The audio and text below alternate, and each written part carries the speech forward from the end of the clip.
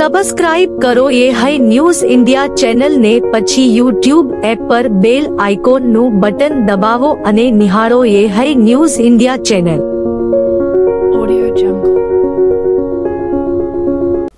બનાસકાંઠા જિલ્લાના કાંકરેજ તાલુકાના રાણકપુર પાસે પસાર થતી નર્મદા કેનાલ પર એક મહિલાએ બે સંતાન સાથે ઝંપલાવ્યું હતું। મળતી માહિતી મુજબ કચ્છથી બસમાં આવી રહેલી મહિલાએ પોતાના બે સંતાનો સાથે કાંકરેજના રાણકપુર ખાતે ઉતરી બે સંતાનો સાથે કેનાલમાં ઝંપલાવ્યું હતું। ઘટના સ્થળ પર હાજર સ્થાનિક દ્વારા સાડીઓ બાંધી પાણીમાં નાખી એક 10 વર્ષના બાળકને તો બચાવી લીધું હતું, પરંતુ પાણીનું વહેણ વધારે હોવાના કારણે એક બાળક અને મહિલા આગળ નીકળી ગયા હતા। ગઈકાલ સાંજની ઘટના બાદ હજુ સુધી વહીવટી તંત્ર અને સ્થાનિક તરવૈયા દ્વારા એક બાળક અને મહિલાની શોધખોળ ચાલુ છે। આ મહિલા વાવ તાલુકાના બિયોગ ગામની હોવાનું સામે આવ્યું છે। જો કે આ અંગે કાંકરેજ પીએસઆઈ સાથે ટેલિફોનિક વાતચીત કરતા જણાવ્યું હતું કે વાવના એક બેન છે, કચ્છથી આવતા હતા, બસમાંથી ઉતર્યા, મહિલા અને બાળકો સાથે પડેલા, એમાં એક બાળકને બચાવી લીધેલ। હાજર બહેનો સાડીઓ નાખેલ અને બાળકને પકડેલ એટલે બચી ગયેલ। બેન અને એક નાનું બાળક હતું તે 1 વર્ષ આજુબાજુનો એ હજી સુધી મળ્યા નથી તેવું જણાવ્યું હતું। બનાસકાંઠાના થરાદ ખાતે શ્રી સુંદલ સેવા ટ્રસ્ટ દ્વારા શ્રી સુંદેશ્વરી ચામુંડા માતાજીના 18મા પાટોત્સવની ઉજવણીમાં શોભાયાત્રા નીકાળવામાં આવી હતી, જેમાં આગળના દિવસે રાત્રે માતાજીના ભવ્ય ગરબાનું આયોજન કરવામાં આવ્યું હતું, તેમજ રાજસ્થાની નૃત્ય કલાકારો દ્વારા માતાજીના ગુણગાન કરવામાં આવ્યા હતા, તેમજ ભુવાજી પ્રવીણભાઈ ત્રિવેદીને ભવ્યથી ભવ્ય એન્ટ્રી કરવામાં આવી હતી, તેમજ આજરોજ ધર્મસભા યોજાઈ હતી, જેમાં થરાદના ધારાસભ્ય શંકરભાઈ ચૌધરીના અધ્યક્ષસ્થાને ધર્મસભા યોજાઈ હતી। તેમાં પરબતભાઈ પટેલ, સંસદ સભ્ય બનાસકાંઠા કનુભાઈ વ્યાસ, મહામંત્રી ભારતીય જનતા પાર્ટી બનાસકાંઠા ડીડી રાજપૂત, સુભાષભાઈ ત્રિવેદી, ગિરીશભાઈ સુરત, અજયભાઈ ઓઝા, દીપકભાઈ ઓઝા તેમજ ભૂરાલાલ ઓઝા તેમજ ભરતભાઈ પુરવ, ટીડીઓ શંભુલાલ દવે, જમણા તેમજ અન્ય મહાનુભાવો બહોળી સંખ્યામાં હાજર રહ્યા હતા, તેમજ બ્રહ્મ સમાજ તેમજ માઈ ભક્તો બહોળી સંખ્યામાં હાજર રહ્યા હતા। થરાદ ખાતે આવેલ જૂના ખાનપુર રોડ ઉપર બિરાજમાન શ્રી સુંદલ ચામુંડા માતાજીનું ધામ આવેલું છે, જેમાં શ્રી સુંદલ સેવા ટ્રસ્ટ દ્વારા ચૈત્રી નવરાત્રિ નિમિત્તે આજે માતાજીનો 18મો પાટોત્સવની ઉજવણી કરવામાં આવી હતી।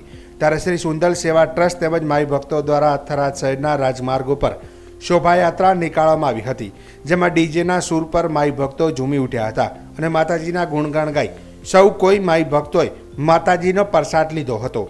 તેમજ આ ભવ્ય પાઠ ઉત્સવના આયોજનમાં માઈ ભક્તો તેમજ હરેશભાઈ ત્રિવેદી દ્વારા સુંદર મજાનું આયોજન કરવામાં આવ્યું હતું। લોકસભાની ચૂંટણીના દિવસો નજીક આવી રહ્યા છે, ત્યારે ઠેર ઠેર ઉમેદવારો પોતાનો પ્રચાર પ્રવાસ ચાલુ કરી દીધો છે। આજે ધાનેરા તાલુકાના થાવર, માલોત્રા, સિયા, રવિયા, અનાપુર, જડિયા, પાટીપ, કુવાલ્લા તેમજ ધાનેરા શહેરમાં મહાકાળી ગરબા ચોક તેમજ શિવાજી પાર્કમાં મિટિંગમાં આયોજન કરાયું હતું। આ પ્રસંગે ધાનેરાના ધારાસભ્ય માવજીભાઈ દેસાઈ, પૂર્વ એપીએમસી ચેરમેન ભગવાનદાસ પટેલ, શહેર પ્રમુખ તરુણભાઈ મોદી, મહામંત્રી જેબી રાજપૂત, રાજુભાઈ ત્રિવેદી, શક્તિ મંડળ 5ના પ્રમુખ રાજુભાઈ જોશી, બૂથના પ્રમુખ દેવાભાઈ પ્રજાપતિ, નિર્મલભાઈ ઠક્કર, પ્રવીણભાઈ રાણા તેમજ પ્રભારી હંસાભાઈ પરમાર તથા પાર્ટીના જવાબદાર કાર્યકર્તા અને ભાઈ બહેનો હાજર રહ્યા હતા। આ પ્રસંગે આ વિસ્તારના હિન્દુ મુસ્લિમ ભાઈ બહેનોએ રેખાબેન ચૌધરીનું ખેસથી સ્વાગત કર્યું હતું અને રેખાબેનને આ વોર્ડમાંથી બહુમતીથી લીડ મળશે તેવી લોકોએ ગેરંટી આપી હતી। સભા અને રેલીમાં ત્યાં આવી અને મને આશીર્વાદ આપજો એવી આપ સૌને વિનંતી કરું છું। એના માટેનું સ્થળ છે એલઆઈ પાર્ટી પ્લોટની સામે ડીસા હાઈવે પાલનપુર, 16 એપ્રિલ સવારે 8:30 વાગે। માટે ફરીથી વિનંતી કરું છું કે આપ બધા મોટી સંખ્યામાં પધારો અને મને આશીર્વાદ આપો અને આપનો એક વોટ એ સીધો વિકાસને મળે છે। આપના એક વોટથી માત્ર બનાસકાંઠા નહીં પણ આખો દેશ વધારે તાકાતવાર અને સમૃદ્ધ બને છે અને આપણા એક વોટથી આપણા બનાસકાંઠાનો સર્વાંગી વિકાસ છે એ હજી વધુ આગળ જઈ શકે છે। માટે આપનો વોટ એળે ના જવા દેતા અહીંયા બેઠેલી દરેક વ્યક્તિ અને મારી માતાઓ બહેનોને તો ખાસ વિનંતી કરું છું કે એક બેન જ બેનનું સુખ દુઃખ સમજી શકે છે।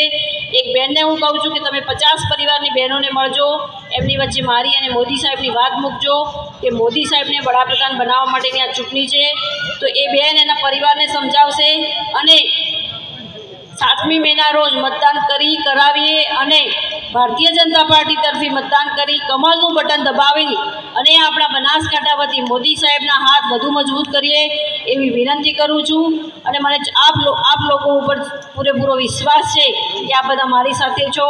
આપના જે મને આશીર્વાદ મળી રહ્યા છે અને મોદી સાહેબ પ્રત્યેનો પ્રજાનો જે પ્રેમ છે અને મોદી સાહેબનો જે વિકાસ છે એના ઉપરથી મને ચોક્કસ વિશ્વાસ છે કે આપણે બનાસકાંઠા વતી ભવ્ય વિજય મેળવી અને એક કમળ મોદી સાહેબને જરૂરથી અર્પણ કરીશું।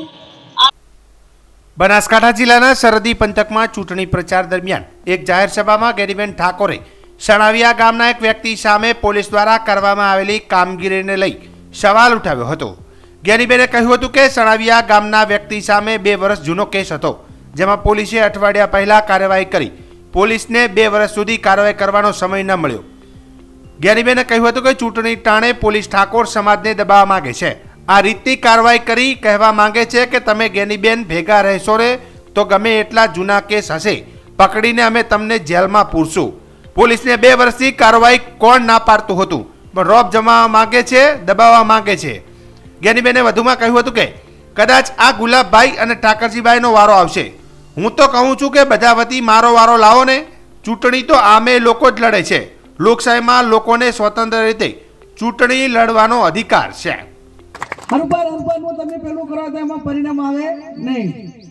અને એના સૌથી વધારે આ બનાસકાંઠાની ચૂંટણીનો કોઈ મુદ્દો હોય તો એ છે કે આપણા અનેક સહકારી આગેવાનો હતા, ધારાસભ્યો હતા, મંત્રીઓ હતા, પણ આપણે કોઈ આવી હેરાનગતિ નથી।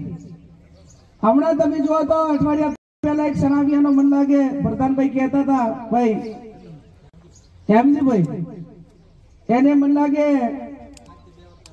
2 વર્ષ પહેલાનો એના ઉપરથી કેસ મન લાગે થયેલો હતો તમારા 2 ઉપર, અને અઠવાડિયા પહેલા ધરપકડ કરી, એટલે એને 2 વર્ષમાં ધરપકડ કરવાનો વારો ના આવ્યો। પણ આ ચૂંટણી ટાણે ઠાકોર સમાજને દબાવવા માંગે છે, એમ કે તમે ગેનીબેન ભેગા રહેશો ને તો ગમે એટલા જૂના કેસ હશે એ પકડીને પણ અમે તમને જેલમાં પૂરશું। એનો અર્થ તો આ જ થયો ને। એના ઉપર કેસ થયેલો હોય તો 2 વાર ત્યાં સણાવ્યા જતો, એ કોઈ ના પાડતું હતું પોલીસને કાર્યવાહી કરવા માટેની, પણ એક રોપ જમાવવા માંગે છે અને દબાવવા માંગે છે। ત્યારે દબાવવા જ્યારે આ પોલીસ આ પ્રમાણે કરતી હોય ત્યારે લોકોને પણ મારી વિનંતી છે, હજુ તો કદાચ આ ગુલાબભાઈ ઠાકરસિંહભાઈ નાયનો વારો કદાચ આવશે, અને હું તો એમ કહું છું કે બધામાંથી મારો વારો લાવો ને એટલે ચૂંટણી સામે લોકો જ લડે। તમારે રોજે રોજ એક આગેવાનને ખોટી રીતે હેરાન કરીને આ રીતે કરતા હોય, અને એક લોકશાહીમાં લોકો ચૂંટણી સ્વતંત્ર રીતે લડે છે તો એમને લડવા દેવાનું એક લોકશાહીમાં દરેક નાગરિકનો અધિકાર છે। એ અધિકારને શા માટે તમે એનું ગળું દબાવવા માટેની કોશિશ કરો? ત્યારે મારે વિશેષ નથી કહેવું। બનાસકાંઠા જિલ્લાના સરહદી વિસ્તારમાં મિથેનોલ ભરેલું ટેન્કરમાં લાગી આગ। સુઈગામ તાલુકાના મસાલી નજીક મિથેનોલ ભરેલું ટેન્કરમાં આગ લાગી હતી। કન્ટેનર બેકાબુ બનતા મિથેનોલ પ્રવાહીમાં આગ લાગી હોવાનું માલુમ પડ્યું છે। ટેન્કરમાં બેઠેલા 2 થી વધુ વ્યક્તિઓ સુરક્ષિત જાનહાનિ ટળી હતી। શાતલપુર અને બાબર સુઈગામના ફાયર બ્રિગેડ ઘટના સ્થળે પહોંચી સુઈગામ પોલીસ અને તંત્ર પણ ઘટના સ્થળે પહોંચ્યું હતું। મિથેનોલ નામનું પ્રવાહી હોવાને લઈને પોલીસે લોકોને દૂર કર્યા હતા। ગાંધીધામથી આ કન્ટેનર રાજસ્થાન તરફ જતું હોવાની પ્રાથમિક માહિતી મળી રહી છે।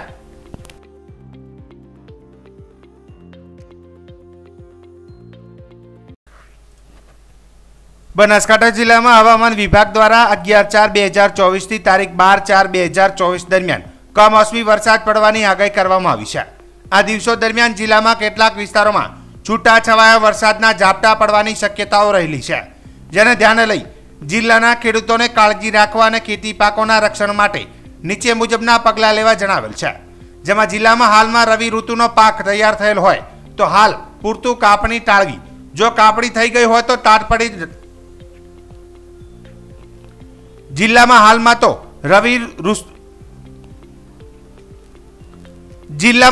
તો રવિ ઋતુનો પાક તૈયાર થયેલો હોય તો હાલ પૂરતું કાપણી ટાળવી। જો કાપણી થઈ ગઈ હોય તો તાડપત્રી ઢાંકીને રાખવી। ખેડૂતોએ પોતાના ઉત્પાદન થયેલ ખેત પેદાશને સલામત સ્થળે ગોડાઉનમાં રાખવા અથવા તો તાડપત્રીથી ઢાંકીને રાખવા અને તાડપત્રી હાથ વગે રાખી પોતાની ખેત પેદાશોને વેચાણ અર્થે એપીએમસીમાં લઈ જતી વખતે ખેત જણસીઓ તાડપત્રી ઢાંકીને લઈ જવી. જિલ્લામાં 2 દિવસ વરસાદી ઝાપટા પડવાની આગાહી છે. તેવા સમયે વેચાણ શક્ય હોય તો ટાળવું અને એપીએમસીમાં રહેલ ખેત જણસીઓ સલામત સ્થળે ગોડાઉનમાં રાખવા માટે વેપારી મિત્રોને જિલ્લા ખેતીવાડી અધિકારી શ્રી જિલ્લા પંચાયત બનાસકાંઠા પાલનપુરની અખબાર યાદીમાં જણાવ્યું છે.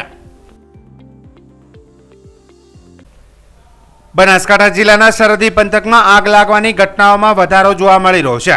ત્યારે ગઈકાલે સપરેડા ગામે આગ લાગવાની ઘટના બની હતી. ત્યારબાદ મોડી રાત્રે સુઈગામ તાલુકાના કાનોઠી ગામના મુખ્ય રોડ પર આવેલા કઢવી અંબાદાન મમતાજીની ખેતરની વાડ અને બાવળની ઝાડીમાં કોઈ અગમ્ય કારણસર આગ લાગી હતી તેવો કોલ થરાદ નગરપાલિકાના ફાયર વિભાગને આવતા થરાદ ફાયર બ્રિગેડના જવાનો તાત્કાલિક ઘટના સ્થળે પહોંચી આગ પર કાબુ મેળવ્યો હતો. થરાદ ફાયર ઓફિસર વિરમજી રાઠોડે ટેલિફોનિક વાતચીતમાં જણાવ્યું હતું કે મોડે રાત્રે 1 વાગે ફાયર વિભાગને કોલ આવતા અમારી ટીમ તાત્કાલિક સોઈગામ તાલુકાના કાનોઠી ગામે આગ લાગેલા સ્થળે પહોંચી હતી, જ્યાં 12,000 જેટલા લીટરનો પાણીનો મારો ચલાવી મોડી રાત્રે ભારે જહેમત બાદ આગ પર કાબુ મેળવ્યો હતો. જો કે અગમ્ય કારણસર આગ લાગી હોવાનું હાલ તો જણાવ્યું હતું.